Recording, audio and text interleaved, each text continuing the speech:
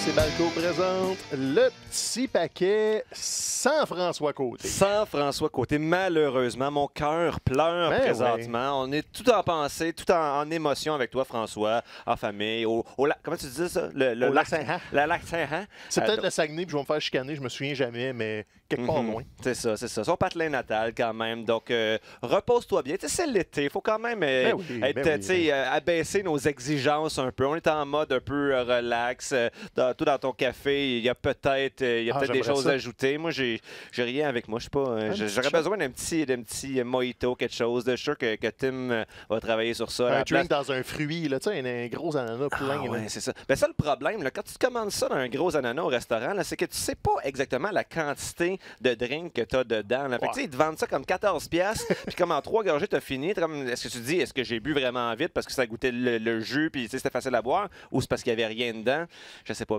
Même si tu peux garder ton ananas après, qu'est-ce que tu vas faire avec? Ben, c'est un outil de party. À 2h du matin, un peu gorlot, là, un ananas, ça peut déraper. C'est vrai. Hey, le petit paquet. On s'intéresse au vrai sujet. On parle pas juste de lutte, on parle de culture puis on parle de lifestyle. De lifestyle, c'est ça. Ouais, c'est un bon nouvel angle pour la 3e saison à peu près là, maintenant. Si on compte en termes de WrestleMania, on est 3e saison, épisode 113. 113. On inclut le lifestyle. On inclut le lifestyle. Parce que la lutte... Mais c'est un mode de vie aussi, la lutte. Oui, c'est vrai. Ça influence notre habillement. Donc, toi, t'es pas en linge de lutte aujourd'hui. C'est comme ton seul T-shirt, pas de lutte à peu près. Oui. Bon. J'en ai au moins 2. OK. Bon. Fait que, on a pris une pause la semaine passée, ça fait du bien. Mm. On a manqué Extreme Rules, donc on n'a pas fait de prédiction d'Extreme Rules, mais c'est peut-être mieux de même parce qu'on est rentré dans Extreme Rules quasiment sans attente. C'est vrai. On était un peu tous fatigués, le Raw, SmackDown, toujours la même chose. La carte, c'était une redite de... C'était Money in the Bank avant? Non, c'est pas Money in the Bank. Non, il y avait Stomping Grounds. Stomping Grounds. Ça ressemblait pas mal. Donc dimanche, on arrive à Extreme Rules, mais... Puis finalement... Honnêtement, très bon gala. Très bon gala, mais on va commencer par l'éléphant dans la pièce. C'est-à-dire? Un gros éléphant avec pas beaucoup de cheveux puis une forme phallique sur le torse.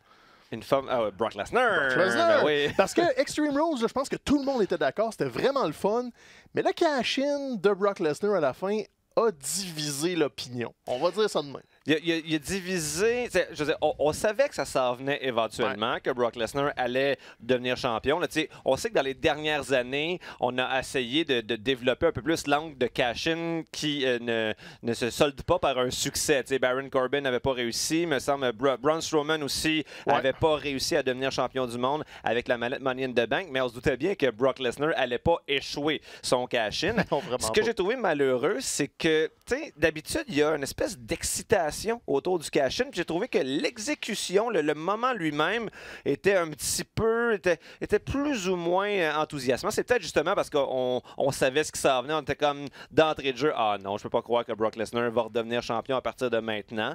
Cela dit, est-ce que c'était le bon moment pour le faire? Je sais pas. J'aurais peut-être pensé faire ça après SummerSlam. Ouais. J'avais l'impression qu'on allait vers ça. Est-ce qu'on sent vraiment la nécessité d'avoir Brock Lesnar comme champion universel pour vendre davantage SummerSlam? Est-ce que c'est un désaveu du règne de champion de Seth Rollins qui était correct, mais qui était absolument pas mémorable? Non, on veut rien enlever au talent de travailleur de Seth Rollins, mais son personnage lui-même laissait un petit peu à désirer au cours des dernières semaines. Donc, non, c'est ça. D'habitude, les cash-in, ça fait naître en mode excitation, puis là, c'est juste une espèce de...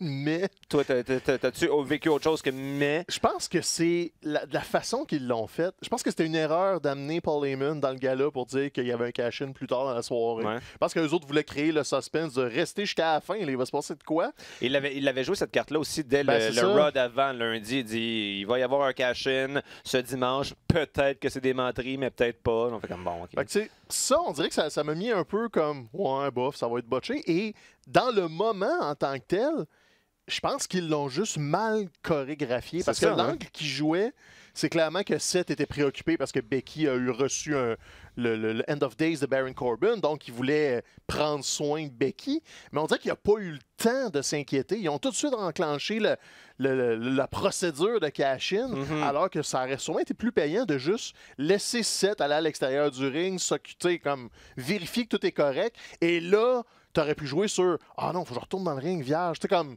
parce qu'il n'était pas surpris. Brock Lesnar a pris 4 jours avant d'arriver. C'est comme, la musique est partie, puis il était juste dans le ring à attendre. Fait, tout était un peu mal chorégraphié, mais là, tu sais, sur le coup, on avait le moment. Bon, Brock Lesnar est champion, on savait que ça allait arriver.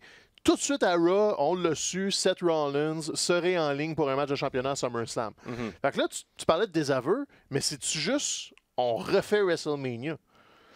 Peut-être on refait WrestleMania avec un vrai match de lutte, parce que si on y repense, bon, c'est le match qui avait ouvert WrestleMania cette année, puis tu sais, c'était beaucoup de brawl avant le match en tant que tel, là, autour du ring, là, on se fait des petits coups cochons, puis Seth Rollins a gagné avec 2 low blows, me semble, ce qui, en tant que tel, n'est pas la façon la plus, disons, honorable de gagner le championnat qui est censé être le plus prestigieux, en fait, dans tout l'écosystème de la WWE. Peut-être, justement, qu'on dit, ben, ce dont Seth Rollins a besoin pour réinsuffler un petit peu de crédibilité à son personnage, ben, c'est une victoire qui est justement convaincante face à Brock Lesnar. Mais j'ai comme pas l'impression que c'est ça à quoi on va avoir droit lors de SummerSlam. La seule mini différence que j'ai pu percevoir, c'est que là, on introduit la mean streak de Seth Rollins. Il est plus colérique quand que Baron a touché à Becky. C'est pas un stomp, c'est 3 stomps qu'il a fait. Ils vont peut-être jouer là-dessus, que Seth a besoin d'être en colère pour aller chercher Brock puis le battre. Sinon, est-ce que tu le faisais juste pour avoir un méchant comme champion puis réavoir un moment à SummerSlam parce que là, tes 2 champions du monde, c'est des gentils? Ça se peut. C'est de la vieille façon de le booker, mais c'est pas impossible qu'on se disait on n'a personne envoyé à 7 à 1 mois d'avis, on refera pas Baron Corbin. Fait que c'était peut-être juste ça, puis là, on parce que tu reset. veux un marquee match là, quand même pour ton SummerSlam. Puis Brock a cet impact-là. C'est sûr que Paul Heyman doit faire un peu de lobbying en coulisses pour ça, mais je pense qu'il est assez intelligent pour savoir que tu n'as pas besoin de tout le temps retourner à ce puits-là de Brock Lesnar comme champion. Mais là, on a un mois. Fait il va peut-être être là. S'il est à 2 Raw sur 3, je pense qu'il reste avant SummerSlam, ça peut être un succès. Mais on se souvient qu'à WrestleMania, le 3 mois de construction d'histoire, ça avait été long.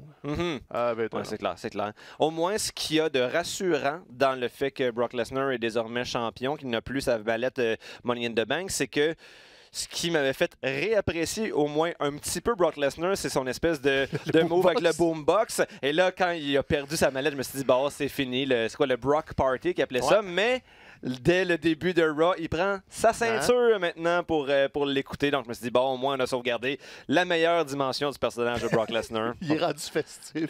Il est rendu festif, c'est ça. Puis, tu sais, justement, tu disais, Paul Heyman, bon, on sait que maintenant, il y a quand même beaucoup de pouvoir derrière les rideaux. Alors, s'il y a trop de décisions créatives, certains se plaignaient d'un possible conflit d'intérêts parce que, bon, il met à l'avant-plan son client. J'ai quand même pas l'impression qu'on peut l'accuser de conflit d'intérêts. Comme tu disais, je pense que Paul Heyman est assez intelligent pour prendre des décisions qui sont disons, pertinentes et positives pour la business.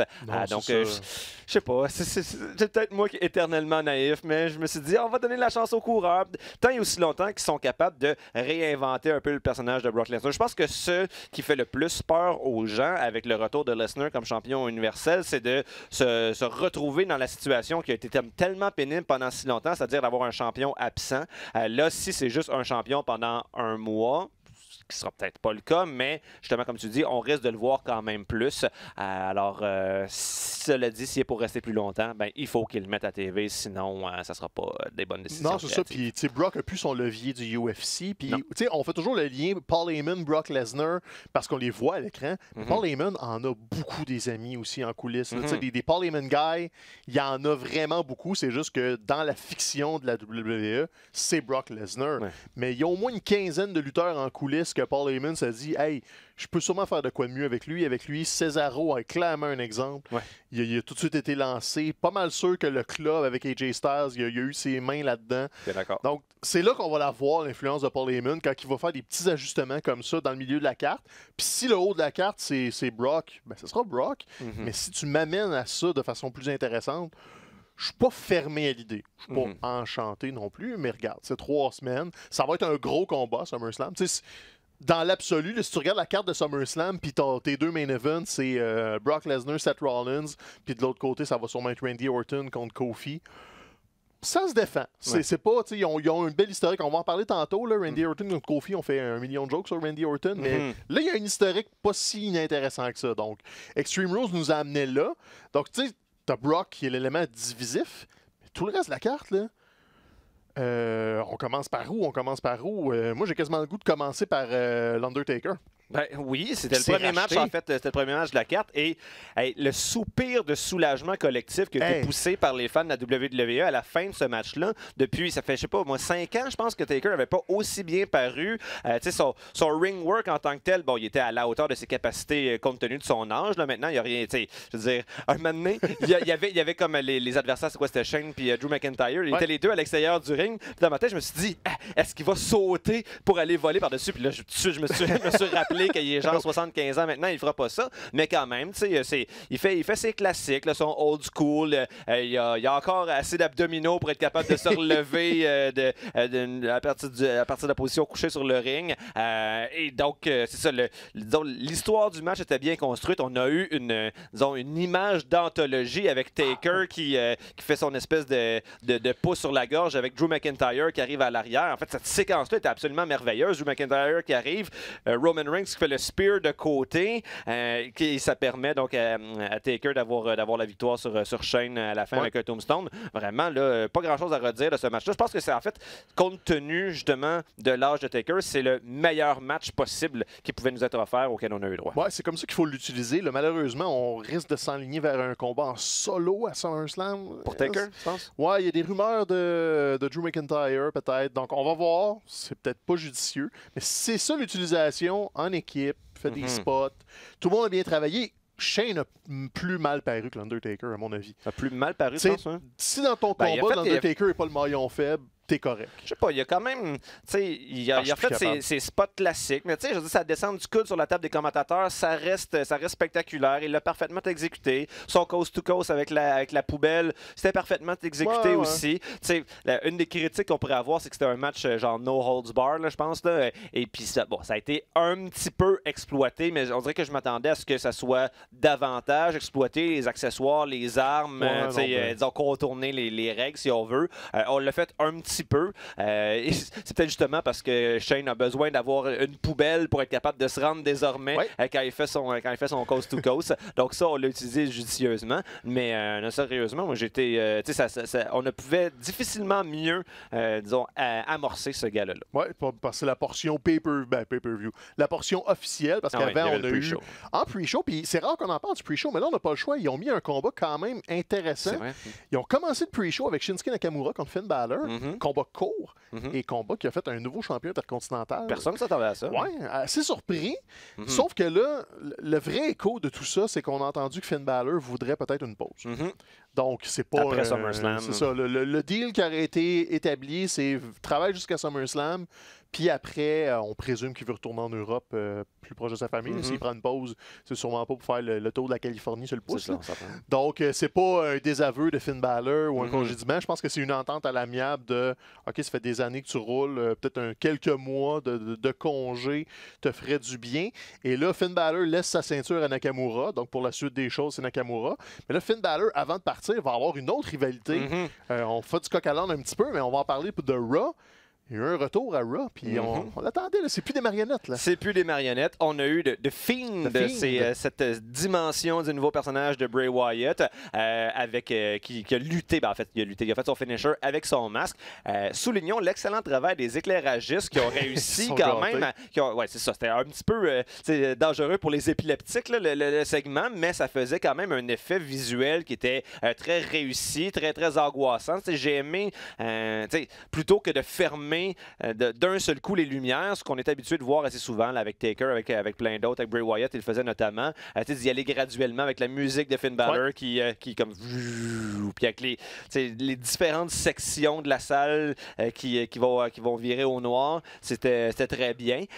Et tout de suite, moi, ce que je me suis dit en voyant que c'était Finn Balor, son premier adversaire, j'ai repensé au match auquel on n'a jamais eu droit en bout de ligne, qui était Sister Abigail contre The Demon Finn Balor, qui était pour, je pense que c'était un match de l'Halloween l'an 2017 à peu près.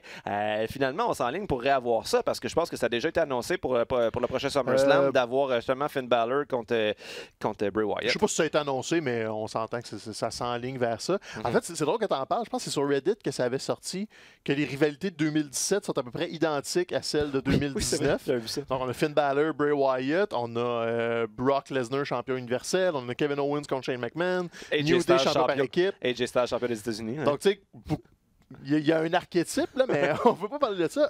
C'est le retour du Fiend. Écoute, l'éclairage était écœurant. Content qu'il y ait le masque. Je pense, j'avais peur que ce soit juste une gimmick de promo. Finalement, il le garde dans le ring. Je sais pas s'il va faire des matchs complets avec ça parce que, en même temps, Kane s'est battu longtemps avec un masque, semblable. Je me dis ça doit limiter la visibilité, la vision, en fait, mais peut-être pas. C'est ça. Le design est fait pour le porter. Il y a des belles grosses straps. C'est pas un masque en gros latex qui respire pas. C'est clairement juste un devant. Je pense que l'idée, c'est de le faire lutter avec ou du moins commencer le combat, faire vraiment une séparation entre Bray Wyatt et The Fiend, ce que j'haïs pas comme idée parce que le masque est awesome. Vraiment. L'ambiance est creep. Un truc qu'ils ont fait, un mini détail dans son... Ils ont changé son ambiance musicale, puis ils ont introduit son rire en écho. Puis ça m'a comme rappelé une scène que j'ai toujours adorée dans le Batman de Tim Burton. Quand le Joker meurt à la fin, t'as juste son rire en écho qui résonne avec une paire de dents jouets. Là, genre. Oui. Puis tout ce que t'entends, c'est son rire qui est genre... Puis c'est juste ça, puis c'est creep au bout. Là, ils ont comme repris ça avec... T'entends juste le rire de Bray en écho qui résonne puis qui résonne. Tu sais, il touche plein de bonnes notes. J'ai mon mini bémol. Il en faut un.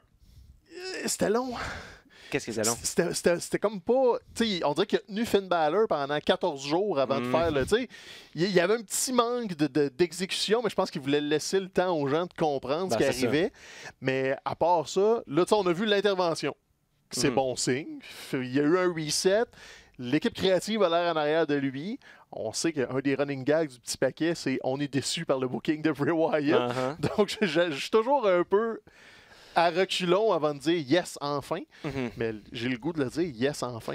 Yes enfin. Une chance que c'est arrivé cette semaine parce que j'ai l'impression que si c'est arrivé la semaine prochaine, ça aurait été justement une semaine trop tard. Ça faisait quoi, peut-être à peu près 3 semaines, quasiment un mois qu'on n'avait plus de segments à Firefly Funhouse. Donc là, on était super enthousiastes par rapport à ces segments-là, mais d'avoir des petites apparitions de ces marionnettes en arrière-plan quand tu as des lutteurs qui marchent vers la caméra avant les pauses publicitaires, c'était pas assez pour garder un momentum. Là, heureusement, on empêche les gens d'oublier ce nouveau personnage-là et on le fait d'une façon assez spectaculaire. Ouais, puis là, il est de retour. Dernière rivalité de Finn avant qu'il parte. On s'enligne pour SummerSlam avec ça. Donc... D'ailleurs, par rapport au départ de film, en fait, la première pensée qui m'a traversé l'esprit quand j'ai vu qu'il a perdu son championnat dans le pre-show de Extreme Rules, c'est The Club. En fait, on sait que c'est lui qui est le fondateur initial de Bullet Club au Japon. Ça semblerait tout à fait naturel pour lui. Et si, on évoquait tout à l'heure le fait que Seth Rollins, n'avait pas le personnage le plus spectaculaire, mais si quelqu'un a besoin justement d'un turn du genre, c'est Finn Balor. Son personnage, c'est juste de faire des sourires. C'est de faire des sourires depuis 4 ans à peu près. D'avoir les mêmes abdos que moi.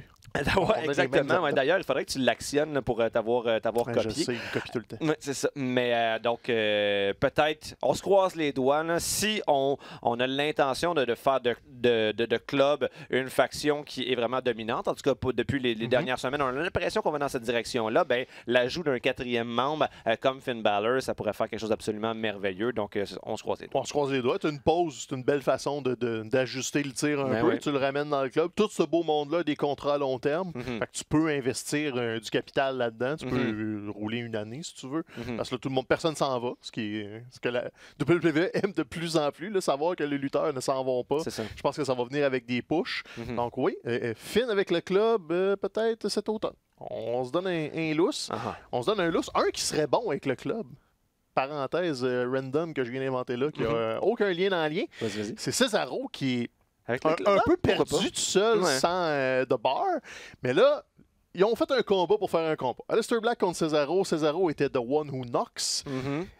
Puis c'était le combat de la soirée. Je pense que oui, c'était pas long en plus, c'était moins de 10 minutes, mais intense, hard-hitting, comme on dit en anglais. Les deux ont un style qui se complémente vraiment bien. Je me suis posé la question en les voyant, je me demandais si c'était déjà croisé sur le circuit indépendant, mais en même temps, Cesaro, ça commence à faire un petit bout qui est avec la WWE. Je pense pas. Aleister Black, c'était quoi? C'était Tommy End, je pense qu'il s'appelait. C'était Tommy End, puis il était plus actif en Europe. C'est ça, mais il est européen aussi, Cesaro. Claudio Castagnolo, dans le temps de la ROH, ça fait quasiment 10 ans. Là, donc. Okay, Si ça croisé, c'est là une dizaine d'années quand Tommy End était jeune. Alors, très jeune. Ouais, c'est ça. Donc, j'aurais tendance à dire que non. Mais en tout cas, ils ont déjà une excellente chimie. Ouais. C'est ça, des styles là, qui vont bien ensemble. Puis, quand même, là, ça doit faire mal, se battre contre Aleister Black. Ces coups de pied, je comprends que c'est des working coups de pied, mais, ils rentrent au poste quand même. Un coup de genou aussi. Il y en a une couple qui doivent rentrer. Dans le match de Extreme Rules, c'est surtout un coup de genou à la mâchoire là, qu'on voyait en slow motion. T'es comme, tabarouette. En plus, on se souviendra que Cesaro, ben, il s'était magané la bouche il y a de cela 1 an ou 2 avec les dents qui ont rentré sur le haut d'un poteau de coin de ring. Maintenant, il y a encore des broches avec son mouthpiece. Donc, tu sais, à chaque fois que je vois des coups rentrer dans la zone générale de son bas de face, mon cœur skip un battement. Mais bon, visiblement, ça se passe bien. Les deux travaillent de façon professionnelle. Ils l'ont refait à SmackDown, donc j'imagine qu'ils étaient heureux comme un pinson. D'ailleurs, à SmackDown, ils ont ajouté la touche de « Hey, crache donc ton mouthpiece après le coup de pied. Ça va ajouter un petit quelque chose. » C'était bien fait, sauf qu'en slow motion, justement, je regardais puis on voit vraiment comme Cesaro qui pousse son mouthpiece avec sa langue. Là. Donc, l'effet est encore à retravailler un petit peu, mais l'idée est bonne. Là, on a un avertissement à tout le monde. La lutte en slow motion, c'est jamais une bonne idée.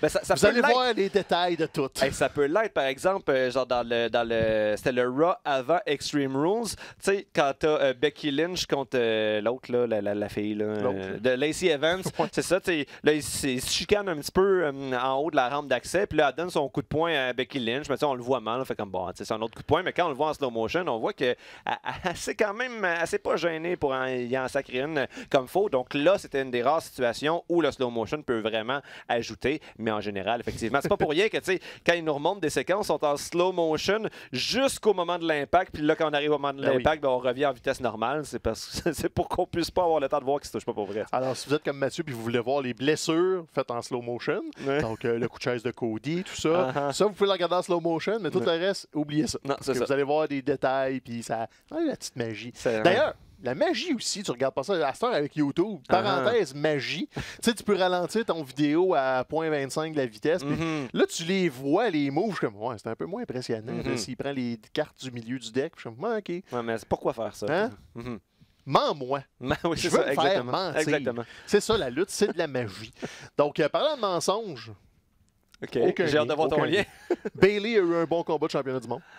Oui, contre Alexa Bliss et Nikki Cross. Donc Bayley qui quand même réussit à retrouver sa crédibilité depuis disons, son retour après WrestleMania. Ben, en fait, retour était pas disparu, mais jusqu'à WrestleMania, il était en équipe avec Sasha Banks. Là, Sasha Banks est en pénitence ou en train de bouder, ou on sait pas trop. Ça dure voyage encore. Au Japon, je pense. Un voyage au Japon, c'est ça. Puis là, on se disait, ben Bayley, elle va comme redisparaître. Ça n'a jamais été le personnage le plus fort, du moins à la WWE. Dans NXT, c'était un personnage qui fonctionnait parfaitement bien, mais on dirait qu'elle avait été mal exploitée une fois qu'elle avait gradué vers les hautes sphères. Et là, ben c'est vraiment une championne qui est crédible, qui est bonne pour SmackDown. L'histoire aussi avec Alexa Bliss et Nikki Cross, bien racontée. J'étais persuadé, on dirait que je m'attendais à ce que Bliss et Cross perdent le match à Extreme Rules. On dirait que par contre, j'étais certain que ça allait justement mettre de la tension entre les deux puis qu'on allait se diriger vers un éventuel programme Cross contre Bliss. Ce n'est pas le cas. On continue de les garder ensemble. Donc, tant mieux. Peut-être qu'ils vont se diriger vers les ceintures par équipe féminine. Qui sait? Mais c'est une recette qui fonctionne bien pour l'instant. Puis surtout, ben en fait, non. J'allais dire que Alexa Bliss a des ennuis de santé. Bon, elle avait eu des commotions. Là, elle a été malade un peu, mais je pense que c'est plus un virus. Donc, je pense que c'est la principale raison aussi pourquoi on a ajouté Nikki Cross au match, au cas où qu'elle ne soit pas en mesure de revenir au travail à temps pour le pay-per-view. Finalement, était correcte. Mais c'est ça, j'aime quand même bien la dynamique entre les deux. Je suis surpris parce qu'au début, quand je voyais que Nikki Cross, on allait dans cette direction-là pour son personnage, qui était tellement à l'opposé de ce à quoi on avait été habitué à NXT, j'étais vraiment déçu, mais force est d'admettre que ça fonctionne bien. Ouais, puis là, c'est ça, ils ont déjà écarté du portrait pour les championnats à SummerSlam. Donc, l'hypothèse championnat par équipe est pas bête parce qu'on s'entend que les Iconics font pas grand-chose. Les Kabuki Warriors qui lui tournent autour, là, mais ça vole pas très haut. Ça sent le combat à 212 équipes pour faire du temps à SummerSlam. Puis t'en as une équipe, là, Nikki Cross, Alexa Bliss, envers et contre tous. C'est pas juste de la manipulation d'Alexa. Puis Bayley, Ça l'a remonté. Ouais. Ouais, c'est plate à dire, mais ça y prenait ça. Là, des bonnes défenses solides où elle n'a pas besoin d'entourloupette, puis de drama avec Sacha, puis de jalousie, puis de name it. Juste Bayley soit Bayley.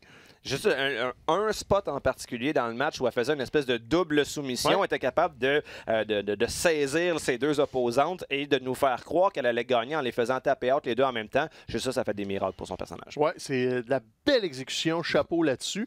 Puis d'autres personnages qui ont été bien exécutés. Un des combats qui a été les plus longs de la soirée parce qu'ils se sont promenés vraiment partout.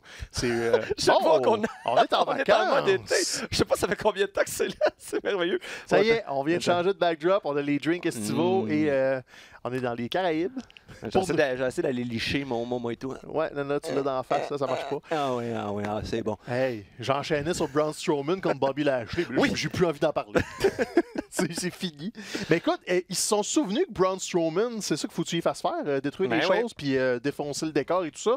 Et ça vient avec une prolongation de 4 ans. Il a annoncé ça cette semaine. Braun va rester le plus gros monstre de la business avec la E, donc on va peut-être le revoir un peu plus dans les histoires. Puis regarde, ça n'a pas réinventé rien. C'est un last man standing où on casse le décor, mais je veux pas haïr ça. Mais, tu sais, je veux dire, compte tenu du casting de Braun Strowman, c'est ce genre de match-là dans lequel il faut le faire se produire. Tu sais, des matchs super techniques dans le ring, il n'est pas fait pour ça. On veut des matchs de destruction. Là, ils font le tour de l'aréna. C'est le fun aussi pour le monde qui sont sur place. Tout le monde a un peu la chance de se demander, oh my God, est-ce qu'ils vont venir se battre à côté de moi? C'est ça.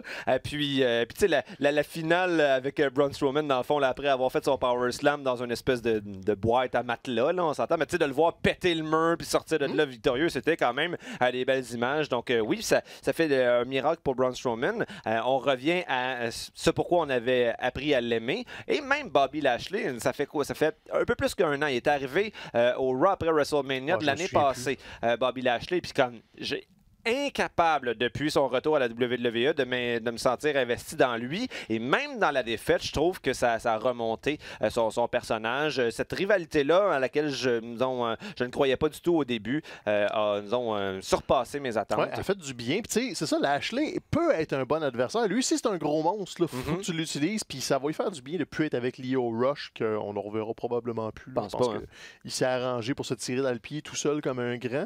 Là, Braun était dans le Royal Rumble de qualification à Raw pour déterminer un aspirant au championnat universel. Ben, Lashley aussi. Ouais, puis là, il a l'air de s'être remis dans le chemin de Roman Reigns. Je sais pas si ça va être quelque chose de sérieux ou pas. Mais les deux se sont éliminés du Rumble mutuellement. Donc, peut-être ça sert à ça des fois, les Rumble aussi, là, mettre des pistes vers d'autres choses. Braun serait dû là, pour un programme d'envergure. Il a fait beaucoup de petits jobs. Il a été blessé un peu, des gogos par équipe. Lashley a été genre le faire-valoir de service dans des combats d'équipes de 3, puis de 8, puis de 12. Il serait dû, là, juste pour qu'on leur peaufine un peu. Tu ne donnes pas championnat universel à rien. Tu fais juste le remettre dans l'organigramme là, en milieu de carte solide. C'est un gros babyface, Braun Strowman. Il faut que tu l'utilises.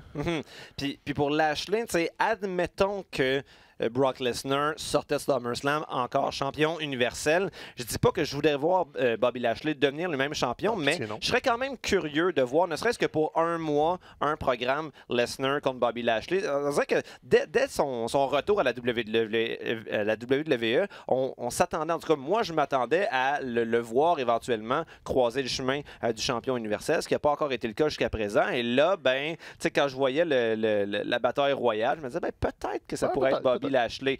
Finalement, c'est pas le cas. Je pense que le fait de faire gagner Seth Rollins dans ce match-là, c'est quand même la bonne décision. T'sais, compte tenu aussi que là, dans cette pseudo-nouvelle ère où il n'y a plus de rematch obligatoire, ben, ils n'ont pas le choix de justifier narrativement les rematchs. C'est la façon qu'ils ont trouvé pour le faire justement ce lundi.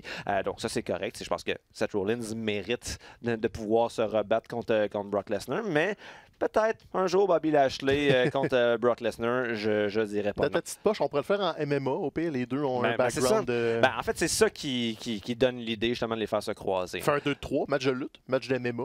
Après ça, tu finis ça sur terrain de golf. Ouais, il faisait des épreuves de force avec Braun Strowman, il pourrait faire la même affaire. Aussi, petit détail sur le match, la bataille royale, Sami Zayn, ça faisait 3 semaines qu'on ne l'avait pas vu. Il semblait être lancé vers une espèce de pseudo-push. Il y avait beaucoup de temps à la télévision pour faire ses promos, le critique des critiques, etc. Sauf que là, ça semble s'être dégonflé du jour au lendemain, cette histoire-là. Bon, oui, il faisait partie des 10 lutteurs qui pseudo sont les 10 meilleurs lutteurs de la compagnie, mais il n'a pas particulièrement bien paru. Alors, est-ce qu'encore une fois, on va retomber dans les mêmes mauvaises habitudes avec Sami Zayn de l'utiliser essentiellement comme un faire-valoir? Surtout que, maintenant que Kevin Owens est redevenu un gentil, si tu gardes Sami Zayn comme étant un méchant, là, tu ne peux plus les faire travailler ensemble comme il faisait dernièrement. J'ai l'impression qu'il est un petit peu dans une espèce de non-lieu, d'entre-deux, puis ça augure pas super bien pour lui. On dirait que Sami souffre à chaque fois qu'il est séparé de Kevin, soit qu'il est en opposition avec lui ou en équipe avec lui, mais dès qu'il est plus dans son orbite, on dirait qu'ils ne savent pas quoi faire avec. Il tombe entre deux chaises, puis... Le talent est toujours là, le micro est toujours là, mais il n'y a aucune histoire concrète. Soyez pas surpris si Sami n'est pas sur la carte de SummerSlam. Présentement, il n'y a absolument rien d'implant. Donc, c'est ça.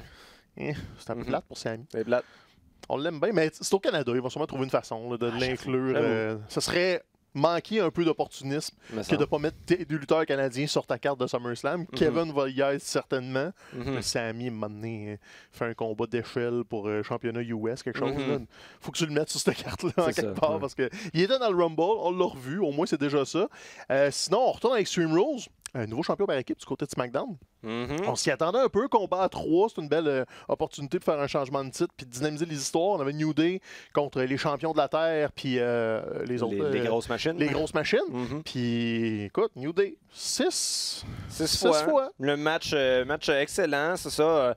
Encore une fois, Heavy Machinery nous font mentir. On était persuadés qu'il allait être essentiellement des faire-valoir, qu'il n'y avait pas de talent dans le ring, mais ils tirent extrêmement bien leur épingle du jeu, autant Otis que Tucker.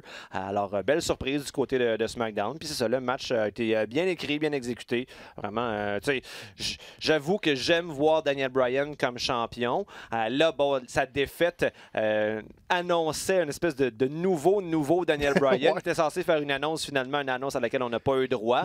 Mais il a vraiment l'air troublé. Son regard, sa façon de parler est déjà un petit peu différente de ce à quoi on était habitué au cours des dernières semaines. Donc, je suis quand même curieux de voir où on s'en va avec cette nouvelle version de Daniel Bryan. Parce que s'il y a bien un lutteur qui mérite d'être mis à l'avant-plan semaine après semaine, c'est lui. Oh, tu fais ce que tu veux avec Daniel Bryan. S'il est en santé, tu le laisses aller. On avait un mini peu peur que c'est peut-être une annonce de blessure, mais ils ont juste joué sur cette corde-là pour faire une annonce à retardement. Finalement, il n'y a rien eu à SmackDown. Le maudit, c'est une des raisons pourquoi je voulais écouter SmackDown. Puis j'ai essayé de l'écouter le plus live possible. Je me suis étonné pour la dernière heure. Puis comme, il n'a rien dit. J'ai reculé. Je ne l'ai pas manqué. Il n'a rien dit. Toute la journée, là, on se faisait comme répéter à qui mieux que ça allait être une annonce, qu'elle allait tout changer. C'était vraiment l'équivalent en lutte du clickbait. J'haïs un peu ça quand ils font ça. Quand ils promettent « Hey, combat de championnat, cash in », si tu me promets quelque chose, donne-moi-les.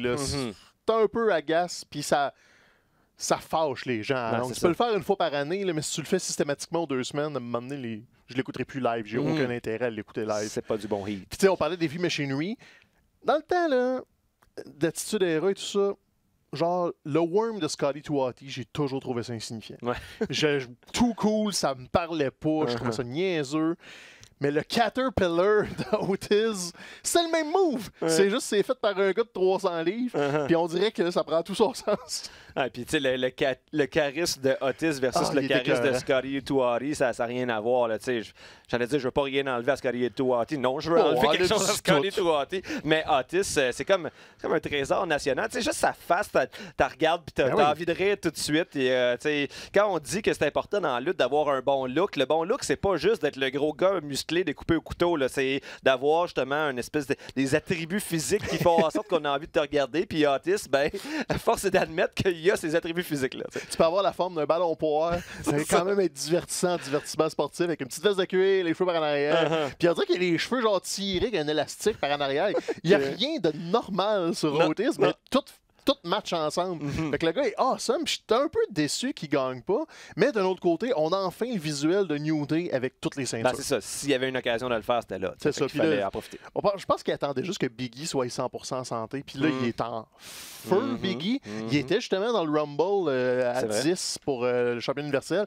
Il a levé Braun Strowman comme si c'était un enfant. Biggie, quand il est en forme. C'est un problème de genou qu'il avait pour être capable de tenir Braun Strowman sur son épaule. Il n'y en a plus de problème. Fait que là, ils sont devenus champions par équipe. équipe.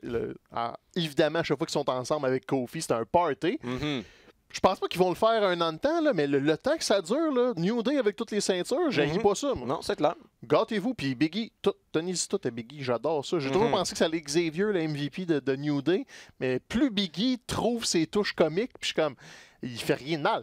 Mais je pense même pas qu'on a besoin de creep. Je pense il est particulièrement bon pour être creep, là, on s'entend. Mais je pense ça sert à rien d'essayer de trouver un MVP dans New Day. Les trois tirent parfaitement leur épingle du jeu. Les trois ont leur personnalité propre qui s'inscrit parfaitement dans un ensemble qui est cohérent aussi. Puis ça a fait 5 ans, je pense, jour pour jour, cette semaine, que l'équipe a été créée. Au début, quand New Day commençait, on pouvait regarder ça avec un doute. Là, il semblait, un peu comme c'est souvent le cas avec des lutteurs noirs, se faire donner des personnages avec des stéréotypes racistes. Donc ça augurait mal, mais finalement, les gars ont tellement de talent qu'ils ont réussi à profiter justement de l'occasion qui leur a été donnée pour faire quelque chose d'absolument grandiose. Écoute, on se rappelle qu'à la base, New Day, c'était limite du gospel du sud des États-Unis. Je vais à la messe le dimanche chanter des chansons. Là, on a fait un char de chemin. Là. Sérieusement, c'est les trois gars. C'est clairement pas l'équipe créative. C'est les trois gars qui ont développé tout leur running gag, qui ont développé une chimie ensemble.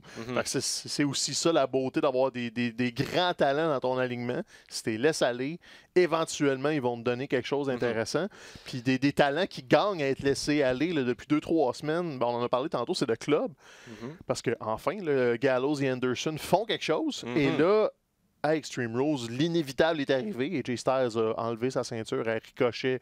C'est à 3 contre 1 un moment donné. Ricochet fait pas des miracles. Puis ils l'ont tellement construit tout croche que c'était un peu évident que ça s'enlignait vers qu'un Ricochet allait perdre.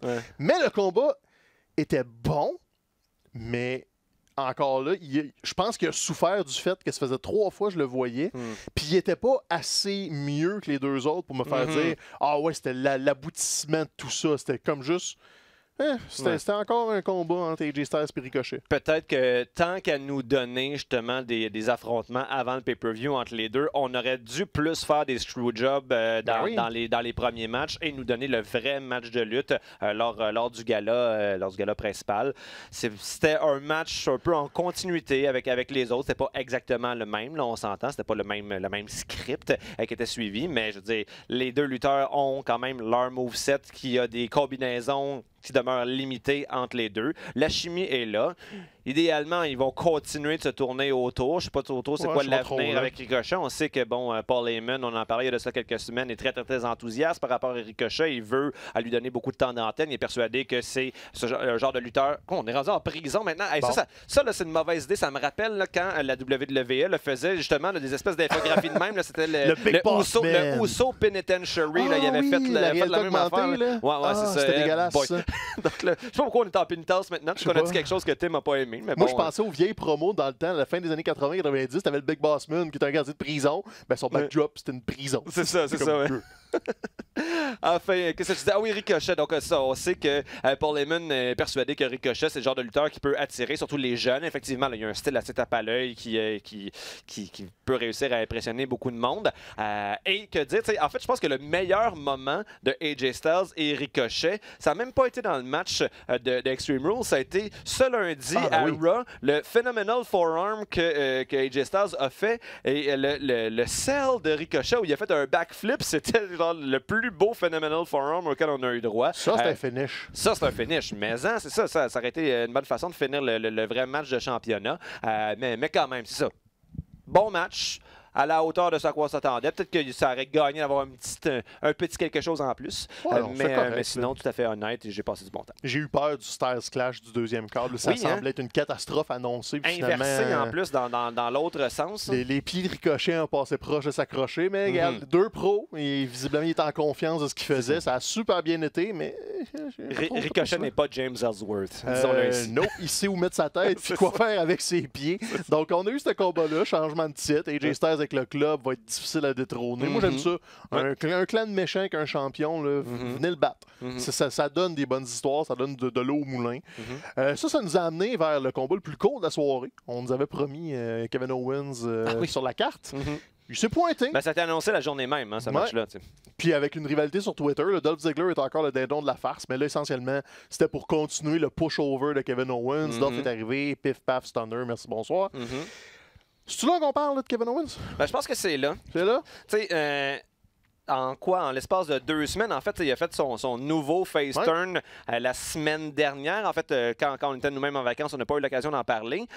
Et, tu sais, je pense que c'est la preuve, quand tu regardes le public présentement, que les gens, et pas juste au Québec, là, les gens dans l'univers WWE en général, attendaient l'occasion depuis longtemps pour pouvoir être derrière Kevin Owens. Parce que ça a pris 2 semaines, puis déjà, dans le public, tu as une énorme quantité de pancartes à son effigie. On dirait que la moitié du public a des t-shirts Kevin Owens maintenant. Les chants Kevin Owens, justement, simplement après 2 semaines, c'est quand même quelque chose d'assez impressionnant et c'est un bon témoignage de l'étendue de son talent.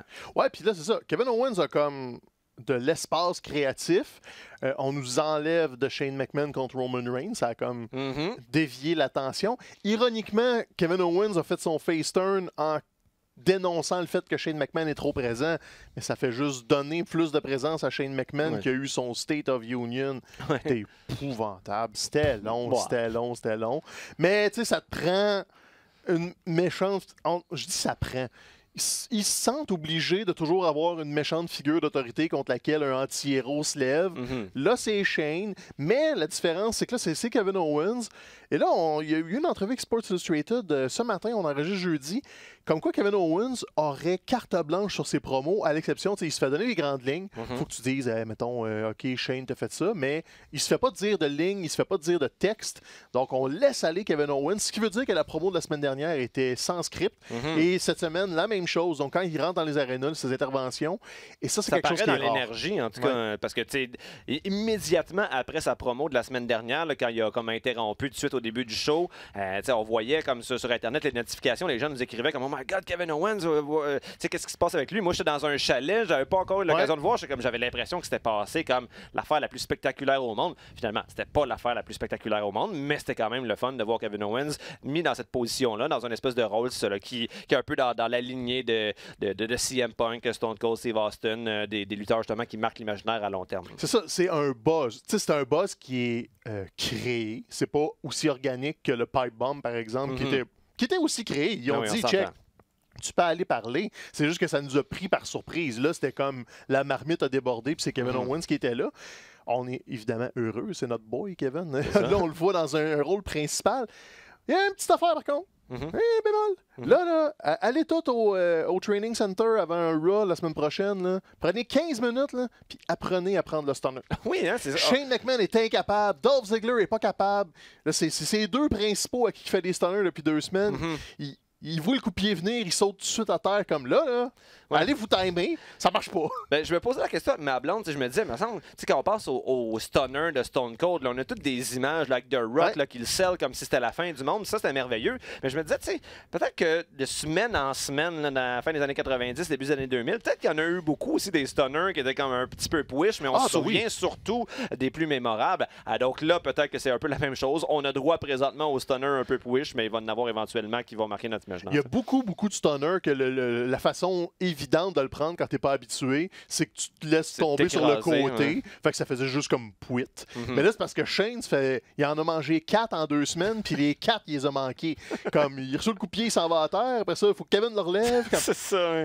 Ajuste-toi, c'est toi l'ennemi principal. Tu vas manger des stunners. Juste ça. Vince McMahon les prenait tout croche, mais ça en était devenu un gag à la fin. Comme, il a l'air de mourir d'une syncope à chaque fois qu'il prend un stunner. Donc, au pire, fais ça, Shane. Meurs d'une syncope. Mais ajustez vos flûtes. C'est tout ce que je demande parce que là, la fusée dans le dos à Kevin, le monde embarque. On joue sur de la Reddit un petit peu, mais regarde, si le monde embarque, c'est pas grave. On peut refaire les mêmes histoires. Il n'y a pas un problème inhérent avec ça. C'est cyclique. Anyway, c'est quoi? C'est Time is a flat circle? Flat circle, ouais, c'est ça. Donc là, c'est Kevin qui est là. Puis on n'aime pas ça. On n'aime pas ça. Puis tu sais, en fait, on a essayé de faire un peu cette histoire-là avec Roman Reigns qui s'opposait à l'autorité, aux figures d'autorité, à Shane, à Vince, etc. Mais ça n'a jamais fonctionné. Puis je pense que c'est une question d'authenticité, en fait. Puis là, justement, si on donne la chance à Kevin Owens, qui est quand même des meilleurs talents au micro dans la compagnie, si on lui donne la chance, justement, de parler du cœur, en quelque sorte, là, en suivant des bullet points, oui, bien entendu, mais en adaptant des formulations qui viennent de lui. Ben, je pense que c'est ça, en fait, la différence qui va permettre à Owens de tirer son épingle du jeu puis de s'imposer peut-être comme un face encore plus populaire. Je dis ça, mais c'est peut-être du wishful thinking, mais peut-être plus populaire que ce que Roman Reigns a été, du moins moins divisif au sein de l'univers WWE. Au niveau de la foule, je pense que oui. C'est que tu peux pas avoir un anti-héros qui était un héros pendant 4. Tu sais, que tu as essayé d'avoir un héros. Ce casting-là peut pas être donné à un Roman Reigns qui a été ton élu, par exemple, ou un John Cena qui est devenu autre chose par la suite, mais il n'a jamais été un anti-héros. Kevin Owens peut avoir ce casting-là parce que le monde l'ont vu grandir dans l'organigramme. Ils ont vu les hauts, les bas. Il y en a qui connaissent l'étape indie aussi avant. Fait que tu sais, Steve Austin aussi, c'était pas un hasard du c'est qui ce gars-là, il est devenu Stone Cold. Non, les gens familiers avec la lutte, ça faisait 10 ans qu'ils voyaient Steve Austin à gauche, à droite, à la WCW, un peu à l'ACW, le Ringmaster. C'était pas juste OK, c'est notre gars, on vous le montre, puis let's go. Mais non, ça vient organiquement. Puis là, peut-être que KO, il y a une prolongation de contrat en poche, il est dans la mi-trentaine. C'est peut-être là, justement, son moment où tout est au bon endroit, tout est bien enligné, puis ça va être son moment anti-héros. Puis tant mieux parce que c'est là le prime. Des fois, on dirait qu'on est pressé d'avoir ce qu'on veut. On voit un gars comme Ricochet qui a 27, 28 ans. On dit, l'avenir est devant lui, on aime beaucoup ce qu'il fait. Oui, mais des fois, ça prend le 2, 3, 4, 5 ans de familiarisation pour arriver au moment idéal. Daniel Bryan est un autre exemple. La montée de Daniel Bryan n'aurait pas pu arriver tout de suite en sortant de NXT. Checkez ça, c'est l'ancien champion ROH, pif, paf, pouf, il s'en vient. Non, il a fallu que tu le construises tranquillement. Il y a eu des gimmicks de boîte, des règnes de champion des États-Unis complètement insignifiants. Il a vraiment monté tranquillement. On le trouvait toujours bon. Puis éventuellement, tu es arrivé au bon moment où, attends un peu, l'espèce de montée de l'underdog absolu s'en vient. Cool, on met ça en deuxième vitesse et on s'en va. Je pense qu'on est là avec KO. Est-ce que ça va être pour tout péter puis ça va être the thing? C'est encore trop tôt, mais là, on peut comme briller en deuxième vitesse puis se dire, OK, on y va avec KO, on donne du gaz, puis on va voir où ce qui s'en va. Puis le fait qu'il ait le droit de dire un peu ce qu'il veut, qu'il ait du lousse, qu'il peut name-dropper un peu des gens, puis on va rebondir là-dessus. Je suis quand même confiant que sans dire que ça va révolutionner SmackDown puis que ça va être un must-see TV chaque semaine, au moins il y a un élément, le fun autour duquel construire. Puis, tu parles d'éléments, le fun. Je pense qu'un des principaux avantages de ce face turn-là pour Kevin Owens, qui semble, lui, s'enligner pour être plus durable que celui qui avait duré 2 semaines quand il s'était aligné avec New Day. Puis bon, les plans avaient changé à cause de la blessure de Daniel Bryan. Mais bon, en fait, le principal avantage, c'est que on sait que Kevin Owens est non seulement excellent au micro, mais son arsenal est presque sans fin. C'est pas pour rien que, tu sais, durant ses années indépendantes, son surnom, c'était Mr. Wrestling. Il est capable de tout faire dans le ring. Cela dit, depuis le début de son règne, de sa période à la WWE, étant donné que c'est un heel, un heel va pas se battre de la même façon qu'un babyface va avoir des manœuvres qui sont moins tape à l'œil. C'est sûr qu'il nous a déjà montré un petit peu l'étendue de son talent en pensant à ses premiers matchs contre John Cena. On dirait que là, il allait chercher loin, il nous montrait qu'il était de real deal. Et là, déjà, depuis qu'il est redevenu gentil, on le voit plus souvent que dans les dernières années, aller faire des moves de la troisième corde, faire des topés, etc. Il est capable, pourquoi pas nous en faire profiter. On dirait qu'ils ont remplacé son Frog Splash par le Swanton Bomb. Parce que, anyway, Jeff Hardy ne le fera plus. Non, c'est ça. Il a été arrêté en état d'ébriété. Ça sonne un peu la troisième prise dans son cas. Donc, soyez pas surpris de ne pas revoir Jeff Hardy. Fait que, tu l'as dit, on a juste Kevin Owens. Moi, je suis vraiment content. Puis, il n'est pas dans le portrait de championnat du monde. On est à SmackDown. Le Kofi Kingston à Extreme Rules a gardé sa ceinture contre Samoa Joe. C'était ce que ça devait être. C'était un bon combat. Et tout de suite, on s'est enligné vers d'autres choses, mais Kevin n'est pas dans les plans. Kevin est avec Shane. Et là, Kofi s'enligne peut-être pour affronter Randy Orton. Parce qu'il est venu faire un RKO out of nowhere. C'est ça. Puis, tu sais, pendant longtemps, Kofi, depuis qu'il est champion, semblait invincible. Il n'y a personne qui réussit à le battre. Bon, évidemment, pas dans les pay-per-view, mais encore moins dans les émissions hebdomadaires.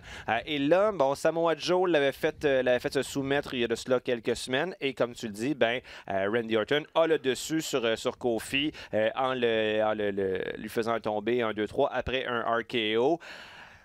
Comme tu disais tout à l'heure, l'avantage de cette histoire-là, c'est qu'ils ont un historique qui ont déjà, ils ont déjà fait quelques petites pointes, des clins d'œil à cette historique-là entre les deux depuis la montée incroyable de Kofi Kingston. Mais là, c'est peut-être le moment d'aller plus d'aller exploiter davantage l'historique. Oui, parce qu'on l'oublie, mais Kofi, ça fait au-dessus de 10 ans qu'il est là. Donc, il l'a croisé souvent, Randy Orton, dans mille et une occasions. Mais là, pour le championnat du monde, ça serait une première. Puis Randy, c'est un cycle. Il faut toujours qu'il revienne dans le portrait éventuellement. C'est toujours un aspirant crédible, même si on est fatigué. C'est sûr. Je suis curieux. Je suis curieux de voir le combat. Je suis curieux de voir la construction avec les membres de New Day, comment ils vont naviguer là-dedans. Si c'est juste des RKO out of nowhere pendant 3 semaines, on va peut-être être tanné assez vite. Mais regarde, c'est la beauté de la chose. Il y a juste 3 semaines. On n'a pas le temps de s'écœurer de ça. Si c'est ça le plan, confirme-moi le mardi prochain. On a un autre SmackDown, puis après ça, merci, bonsoir, on est rendu à SummerSlam. Donc, why not? Puis, je veux dire, force est d'admettre que Randy Orton a l'air encore over. Quand sa tourne résonne dans les arénas cette semaine, les gens réagissent, ils sont comme super enthousiastes de le voir. Donc nous, on joue souvent la carte de la fatigue par rapport à Randy Orton, mais c'est peut-être juste nous autres qui sont un peu cyniques. Les gens en général aiment, peut-être par respect pour tout ce qu'il a accompli par le passé, peut-être parce que le RKO, c'est depuis le Stunner, c'est le finisher le plus emblématique, si on veut, de la WWE. Les gens aiment encore ça en voir. Puis, il a quand même réussi dans les dernières années, même les derniers mois, à toujours avoir des variations nouvelles sur le RKO, à le réinventer un petit peu. Donc, je suis pas super enthousiaste, mais je suis pas fâché pour autant. Peut-être que, comme Vince dirait, c'est parce que les femmes le désirent. Les femmes le désirent, non, ça c'est Baron Corbin, ça. Tout le temps. Ah ouais, tous les succès inexplicables, c'est parce que les femmes le désirent. J'ai hâte de voir si Otis va se ramasser dans les hautes sphères, parce que selon Vince McMahon, les femmes désirent Otis. Ça dépend dans quel état américain. Écoute, on fait longtemps. Ça paraît que ça fait 2 semaines qu'on n'était pas là. On avait du stock à dire sur Extreme Rules. Regarde, en 5 mots au moins. Baron Corbin, Rollins, puis les deux, Lacey Evans, puis Becky. Ben, match honnête. Plaisir raisonnable. Oh, t'as un mot de lousse. Yeah! Yeah! Yeah! Écoute, c'est honnête. Moi, c'est sortez Lacey Evans de là. OK, ouais. Voilà, 5. Ouais. C'était ça. Ouais, ben la division féminine, en fait, semble avoir un petit peu de difficulté. On sent l'absence de Ronda Rousey, on sent l'absence de Sasha Banks. À la limite, on sent même l'absence de Nia Jax. Ils ont de la difficulté. Pas tant que ça, mais c'était quand même une présence importante dans la division féminine. Elle a été championne à quelques reprises. Puis c'était malgré toute sa fâcheuse tendance à botcher 2 fois par match, elle avait une crédibilité physique, là, disons-le. Alors que là, j'ai l'impression qu'on a de la difficulté justement à bien exploiter les femmes qu'on a présentement dans la division féminine, autant à Raw qu'à SmackDown. Puis ça fait en sorte qu'on a plus de difficultés à s'investir. Ouais, puis là, on s'enligne pour un Natalia contre... Ouais, c'est ça. Peut-être qu'ils se sont dit, ça va être au Canada, Natalia va être over au Canada. Je ne sais pas si le fait d'être canadienne, c'est encore aujourd'hui, en 2019, suffisant pour que Natalia soit accueillie comme l'héroïne d'un peuple entier. Je pense pas. Puis ils peuvent plus jouer la carte d'avoir venir avec Bret Hart parce que le Bret Hart a un peu brûlé le pont. Ah oui, il est allé à AEW. Ça risque d'être un combat parmi tant d'autres. Peut-être que ça va remonter Becky un peu, parce que moi, j'arrête pas de le dire. Lacey Evans, elle traîne son encre. C'est comme, OK, libérez-la qu'elle puisse faire d'autres choses. Donc, on va voir c'est quoi d'autres choses. Mais ça, c'était Extreme Rules. Puis ça a comme enligné en même temps SummerSlam avec Raw SmackDown assez rapidement, parce qu'on a juste 3 semaines. Et en termes de construction, là, la semaine prochaine... Encore, c'est une édition nostalgique de Raw qui s'en vient. Le Raw Reunion! Ben oui, j'ai encore le goût amer du Raw 25 ans dans le fond de la gorge. De ce qu'on sait, c'est une demande du USA Network. En fait, c'est le USA Network qui avait fait... Mais en même temps, je l'ai le lien, en fait. Oh! C'est le USA Network qui avait fait initialement la demande du titre 24/7. On s'attendait au pire, finalement. Moi, je trouve ça encore bien divertissant d'avoir R-Truth qui va piner Drake Maverick dans son lit dans lequel il est sur le point de consommer son mariage avec sa femme. Toi, t'as ça. Moi, j'adore ça. Alors, là, on s'attend au pire, justement, avec le Raw Reunion. Autre commande du USA Network. Peut-être que ça va être merveilleux. Qui sait? En tout cas, tu vas avoir Stone Cold Steve Austin qui va être dans le ring. Je sais que Kevin Owens, il est à il est à SmackDown, mais ça peut être une occasion. Ouais, c'est ça, on sait que c'est lousse là, maintenant, mais ça peut être une bonne occasion justement pour faire vraiment visuellement une espèce de passation du flambeau qui existe déjà de point de vue symbolique parce qu'on sait qu'il lui a donné la permission d'utiliser le stunner, mais d'avoir les deux qui se côtoient dans le ring, je pense qu'on n'a pas eu ça jusqu'à présent. Il faut dire que Stone Cold n'est pas là très, très, très souvent depuis que Kevin Owens est à la WWE, mais si au moins ça nous donne ça, ben, ça sera ça de gagne. Regarde, on verra. Si c'était pas la 42e fois qu'il le faisait, je serais peut-être un peu plus enthousiaste, mais là, regarde, on sait que Jim Ross sera pas là parce qu'il a décliné l'invitation. Il avait eu la permission d'y aller, mais il a décidé de pas y aller. Sinon, regarde la liste des habituels. Pensez à un vieux nom que vous avez déjà vu l'année passée, il va être là. Il va être Godfather, c'est Christian. Mais ça va être quoi? Ça va être ce show-là? Ça va être juste des entrées de lutteurs? Ils vont juste être là faire tata? Si on se fie à Raw 25, c'est comme un segment backstage, un segment nostalgie dans le ring, une intervention, un arbitre invité, un commentateur invité, un segment nostalgie DX de vieux bonhommes qui font des crop chops, les gars de la NWO qui ont l'air de des vieux séniles. Regarde, ça va être ça. Mais on nous envoie comme des signaux mixtes parce que, tu sais, de l'oreille gauche, on entend que là, maintenant, leur focus, c'est essayer de se développer un nouveau public jeune. Et de l'oreille droite, dans l'oreille droite, on nous dit, ben non, il faut essayer de ramener les vieux de la vieille qui ont arrêté d'écouter parce qu'ils connaissent plus les lutteurs qui sont là aujourd'hui. C'est ça, c'est que j'ai de la misère à voir comment on va être capable d'avoir une émission qui va être satisfaisante. Non, ben ça, c'est clairement pour la portion de l'auditoire 40 ans et plus. Tu sais, de l'oreille gauche, l'oreille droite, là, je pense que tu as Eric Bischoff et Paul Heyman, ça risque d'être deux mentalités différentes. Il y en a qui disent qu'Eric Bischoff est friand de la business, qu'il connaît la lutte.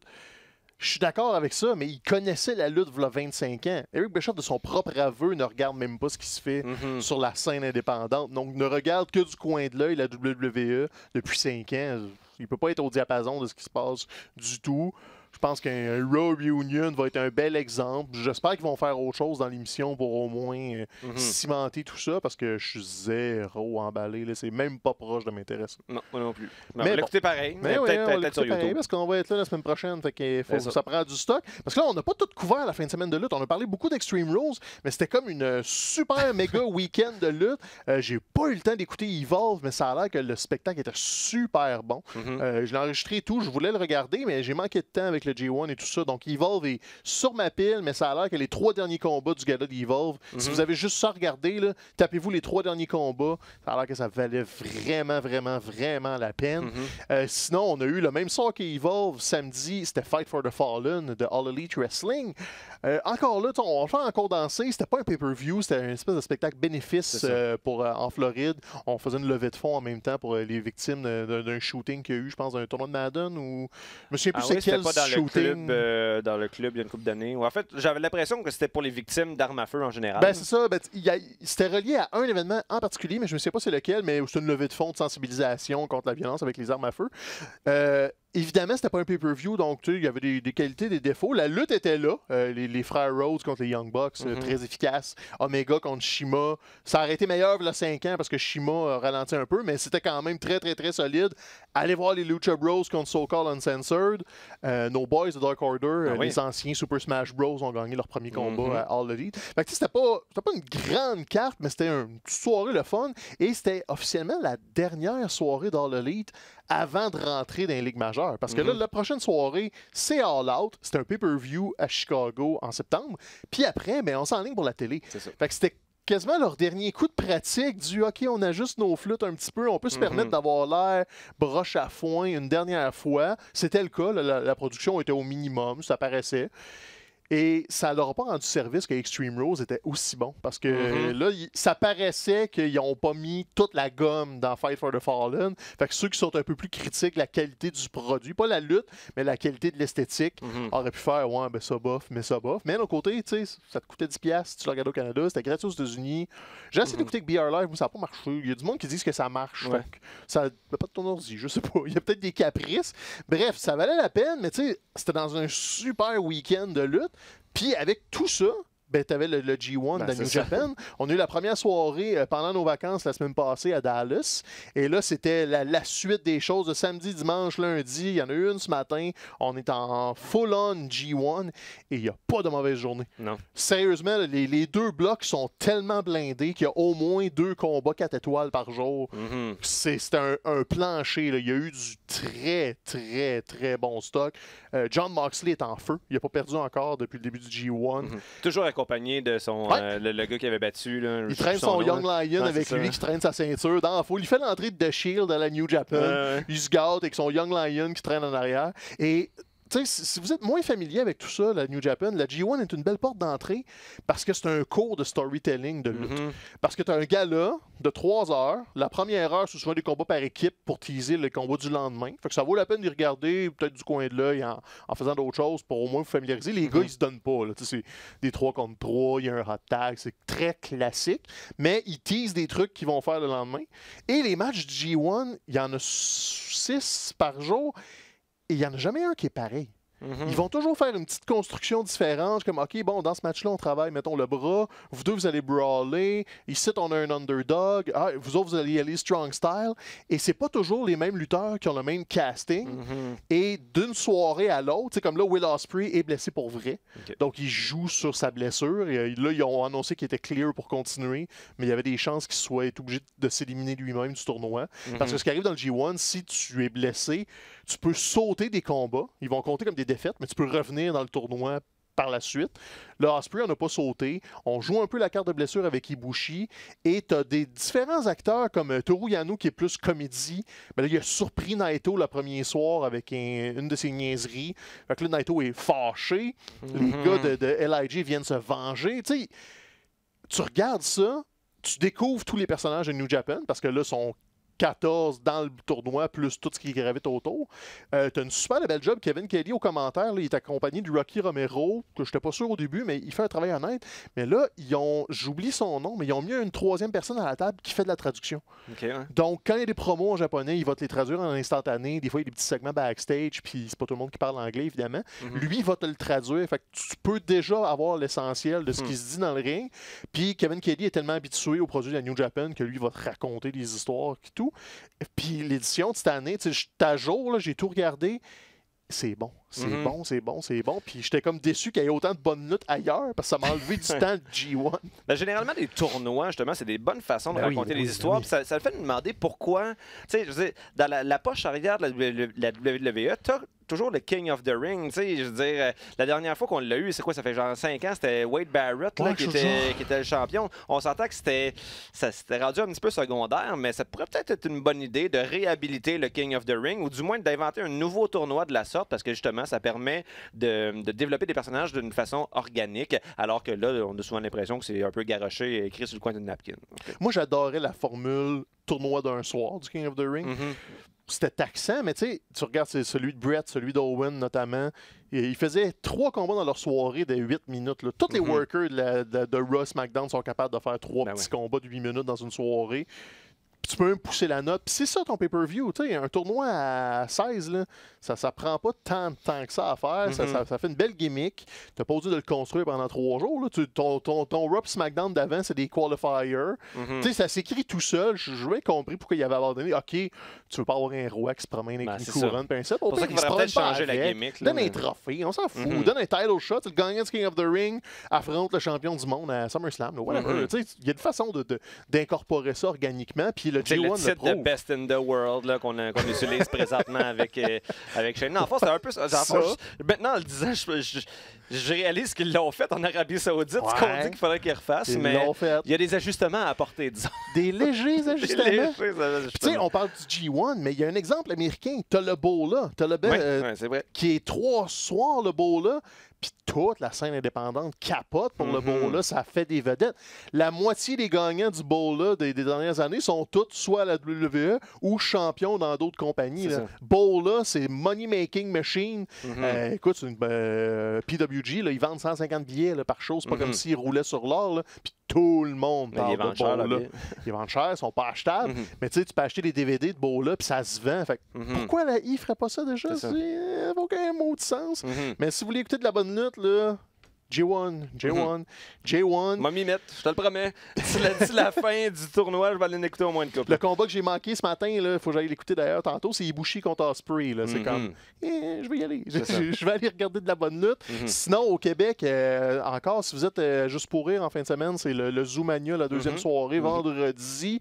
Sinon, c'est plus tranquille. C'est pas mal le temps de l'année où on se promène dans les campings puis on fait des visites gratuites. Il y a souvent des spectacles gratuits, par contre. Checkez ça. Dans les campings. sais, je le dis en joke, là, mais je pense que la semaine passée, il y avait la fête agricole à Trois-Rivières, puis il y avait un gala de lutte. Tu sais, fait que surveillez vos programmations d'activités, des fois en région. C'est random, mais tu sais, t'as comme, ah, OK, ben, il y a les activités avec les manèges, puis les gogos, puis ils font un petit gala de lutte l'après-midi. Donc, c'est à surveiller. Mais sinon, une annonce qu'on a eue cette semaine, puis qui va être vraiment le fun. C'est comme le gros match québécois de l'été. Québécois, OK, c'est à Ottawa, là, on stretch un peu, mais c'est la fin de semaine après SummerSlam, c'est le gala Fighting Back de la C4 qui est leur événement annuel pour faire une levée de fonds pour le cancer, je crois. Ouais, c'est ça. Et tout l'argent amassé dans le gala s'en va en donation. Fait que c'est pas juste les profits, là, ils prennent l'argent du ticket, pow, ils le mettent dans un pool pour donner au cancer. Puis le combat principal de la soirée, c'est Cody qui s'en vient de la All Elite Wrestling avec MJF. C'est ça. Affronter TDT. Puis ça, là, sortez vos petites antennes. Ça a l'air d'une audition. Ça sent l'audition puis le repérage. Là. Ça tourne autour. Les gars de Dark Order, évidemment, sont très proches de C4. Ils vont être sur la carte.